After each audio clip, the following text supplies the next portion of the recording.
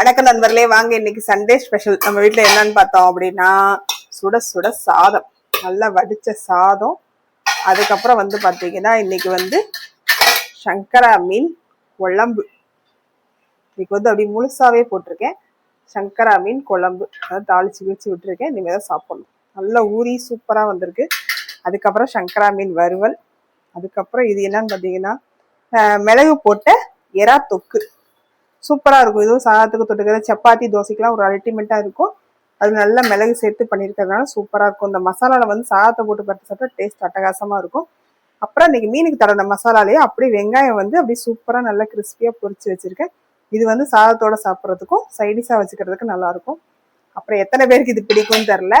எறா செஞ்ச சட்டிலேயே கொஞ்சம் சாதத்தை போட்டு பெரட்டி வச்சுருக்கேன். இதுவும் ஒரு இதான். இன்னைக்கு இதுதான் நம்ம வீட்டில் சண்டே ஸ்பெஷல். உங்கள் வீட்டில் என்ன அப்படின்றத கமெண்ட்டில் சொல்லுங்கள். இந்த வீடியோ பிடிச்சிச்சு அப்படின்னா கண்டிப்பாக லைக் பண்ணுங்கள், ஷேர் பண்ணுங்கள், கமெண்ட் பண்ணுங்கள், சப்ஸ்கிரைப் பண்ணுங்கள்.